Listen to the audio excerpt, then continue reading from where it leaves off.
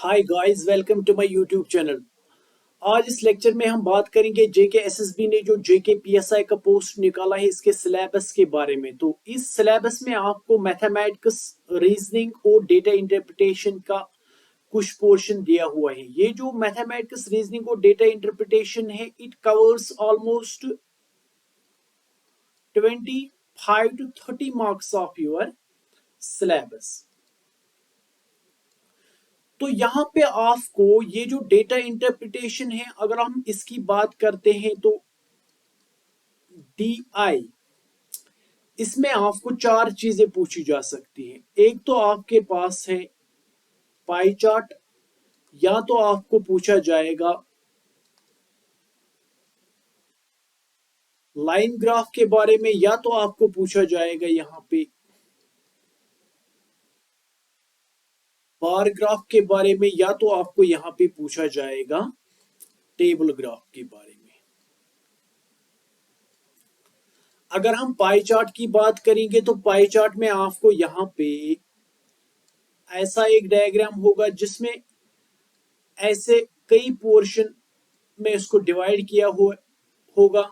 You have been given some information दिए, तो आपको यहाँ पे कुछ इंफॉर्मेशन जो है निकालनी होगी। तो कुछ इंफॉर्मेशन यहाँ पे आपने ऑब्टेन करनी होगी। अगर आप लाइन ग्राफ की बात करेंगे तो यहाँ पे आपके पास ऐसा एक ग्राफ होगा जिसमें आपके पास ऐसी एक लाइन एग्जिस्ट होगी।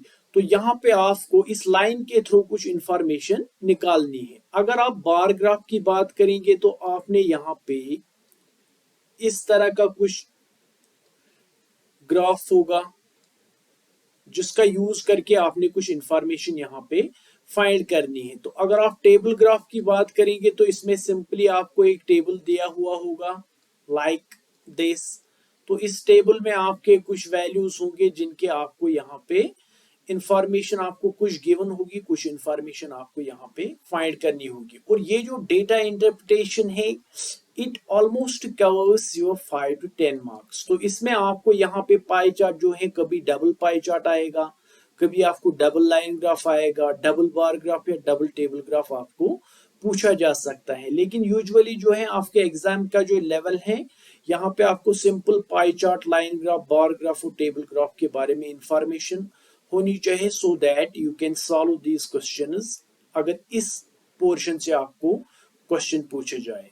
तो अगर हम यहाँ पे मैथमेटिक्स की बात की जाए तो आपके सिलेबस में अर्थमेटिक जो है वो है सिलेबस में। तो अर्थमेटिक में अगर आप बात करेंगे तो बहुत से पोर्शन आते हैं। अर्थमेटिक में आपके पास नंबर सिस्टम के बारे में आपको पता होना चाहिए। नंबर सिस्टम के बाद आपको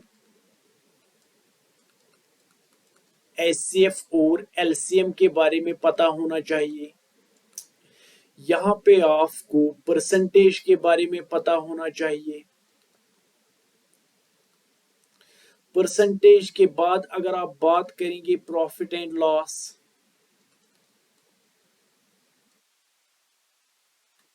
प्रॉफिट एंड लॉस के बाद अगर आप बात करेंगे तो यहाँ पे आपको सिंपल एंड कंपाउंड इंटरेस्ट के बारे में पता होना चाहिए। यहाँ पे आपको अगर आप देखेंगे तो फ्रैक्शंस के बारे में आपको पता होना चाहिए। फ्रैक्शंस के बाद अगर आप देखेंगे तो आपको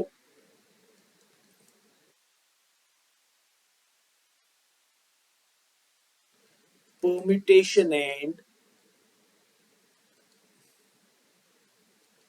कॉम्बिनेशन के बारे में पता होना चाहिए। आपको रेशो और प्रपोर्शन के बारे में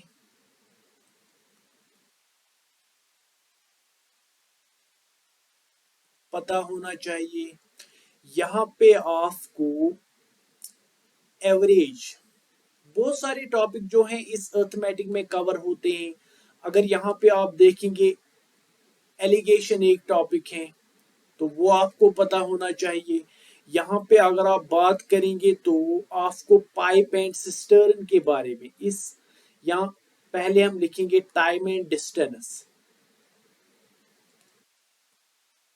टाइम एंड डिस्टेंस में जो आपको ट्रेन के बारे में क्वेश्चन आएंगे, स्पीड आपको फाइंड करनी होगी, डिस्टेंस, टाइम, या आपको यहाँ पे अपस्ट्रीम और डाउन स्ट्रीम पे भी क्वेश्चन आ सकते हैं। तो अगर आप यहाँ पे देखेंगे तो पाइप और सिस्टर्न, इससे रिलेटेड भी आपको क्वेश्चंस आ सकते हैं। अगर आप यहाँ पे देखेंगे तो वर्क एंड टाइम, ये भी इसमें इंक्लूड होता है। तो यहाँ पे अगर आप देखेंगे मेंसुरेशन, तो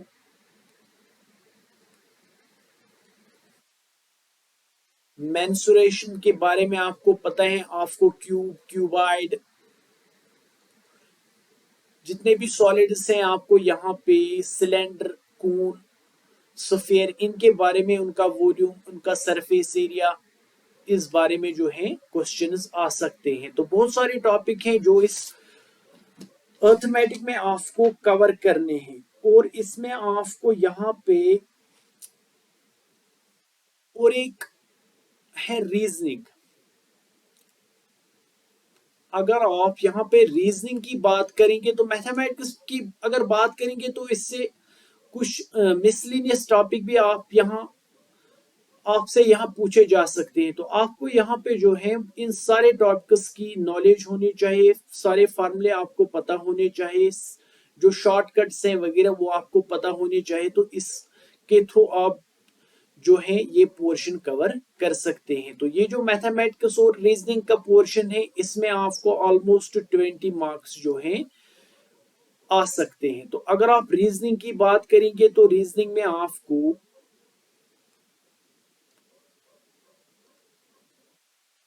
रिलेशनशिप पे क्वेश्चन आ सकते हैं, या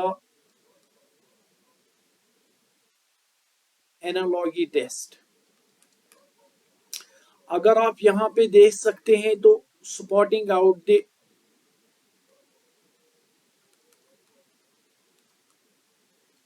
डिसिमिलर,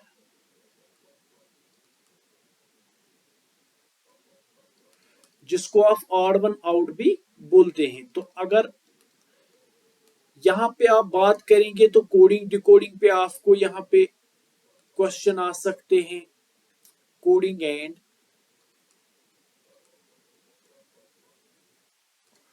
डिकोडिंग टेस्ट। तो अगर आप यहाँ पे बात करेंगे डायरेक्शन सेंस टेस्ट आपको यहाँ पे किया जा सकता है रीजनिंग में।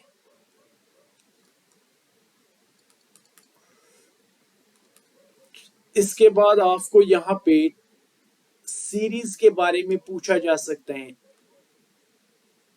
आपको सीरीज यहाँ पे कंप्लीट करनी होगी, whether it is number series और लेटर सीरीज। तो दोनों में से कोई भी सीरीज आपको आ सकती है। यहाँ पे मिसिंग नंबर फाइंड करना होगा आपको सीरीज का, या तो आपको सीरीज का कुछ पैटर्न दिया होगा, नेक्स्ट नंबर आपको बताना है। ऐसे चीजें जो है सीरीज कंप्लीशन में आपको आ सकती है। यहाँ पे आपको ब्लड रिलेशन के बारे में पूछा जा सकता है। क्लियर? तो यहाँ पे आपको रीजनिंग में अक्सर आपने देखा होगा स्टेटमेंट एंड कंक्लूजन पे कुछ क्वेश्चन पूछे जा सकते हैं। नेक्स्ट यहाँ पे आपको जो है पेपर कटिंग पे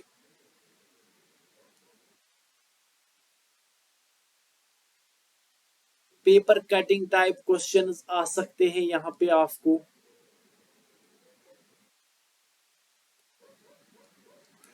नेक्स्ट जो है यहाँ पे आपको नंबर्स को अरेंज करना होगा। आपको वेन डायग्राम पे क्वेश्चन आ सकते हैं। आपने सेट्स में वेन डायग्राम्स पढ़ी होंगी, तो इन पे आपके क्वेश्चंस निकल सकते हैं। तो यहाँ पे पजल टेस्ट हो सकता है, आपके पास कुछ पजल वगैरह दिए होंगे। तो इन शॉर्ट ये जो सिलेबस है, चाहे इट इज मैथमेटिक्स, रीजनिंग और डेटा इंटरप्रिटेशन, तो ये जो है आपका यहाँ पे है 25 to 30 मार्क्स जो है कवर करता है। इस पे आपको पूरा नॉलेज जो है वो होना चाहिए। इसके बाद ये जो टॉपिक्स हैं आप कर सकते हैं। तो इस अर्थमेटिक पे, रीजनिंग पे और डेटा इंटरप्रिटेशन पे हम एक लेक्चर सीरीज जो है रिकॉर्ड करेंगे, क्योंकि आपके एग्जाम में अभी 15-20 दिन है। तो perhaps it is 28th of March, तो अभी आपके 15 दिन है। तो 15 दिन में हम मैक्सिमम टॉपिक्स इनमें कवर करना चाहेंगे।